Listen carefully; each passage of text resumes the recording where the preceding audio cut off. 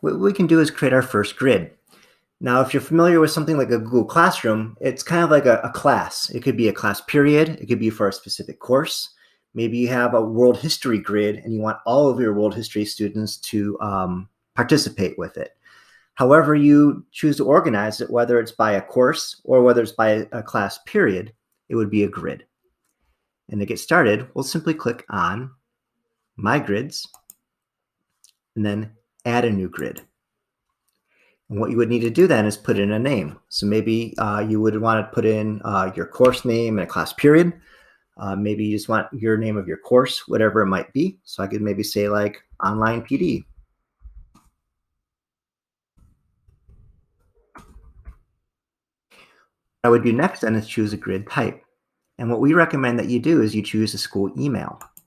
What this means now is we're going to specify the domain, the guhsd.net, and it will require that a student sign in with that account in order to access your grid.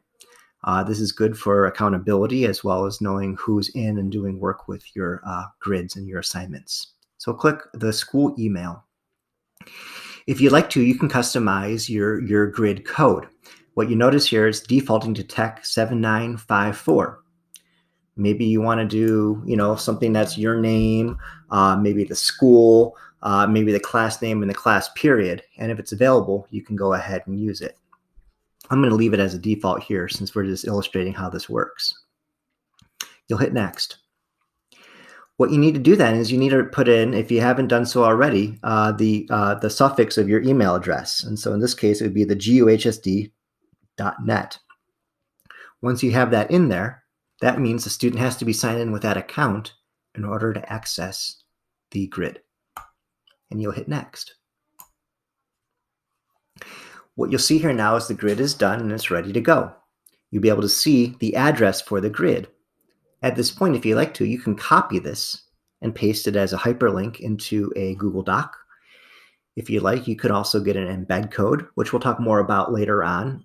You can also send this to a Google Classroom if you like, or share it via Remind.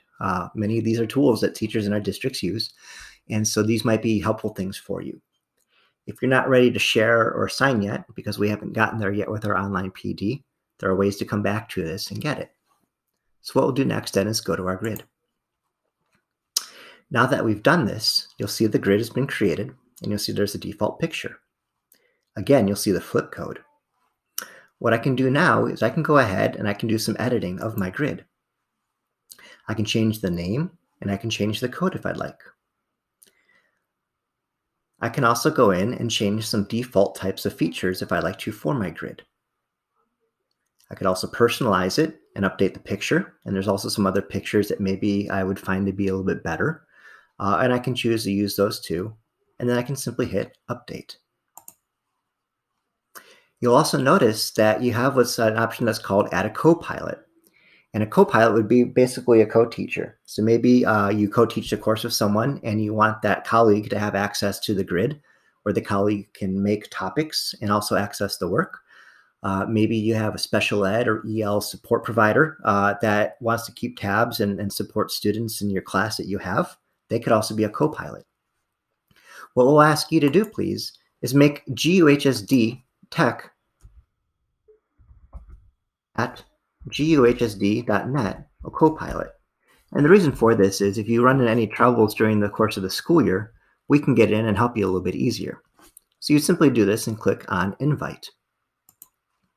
The other things that you'll notice here would be a share button. Again, this will give you the codes again, your address, QR code, as well as the embed and so on and so forth. And if you would also like to, if you go to Actions, you can duplicate this. So maybe this is a period 2 class and you have it set up the way you like it. Now what you'd like to do is duplicate it for period 3 with everything else being the same. You can do that too. So that's a nice feature for you to have. So what you'll be asked to do now is think about how you want to name your grids. If you want to go more with a course or courses, if you like to be organized more around a specific class period, if you are thinking about some sort of a custom type of address, what could be appropriate for you there too. And also just check out some of those settings, which we'll get into more depth with a little bit later on. Just see how this works and just think about how scalable this can be too, as you might grow to other classes as you use more and more of the Flipgrid features.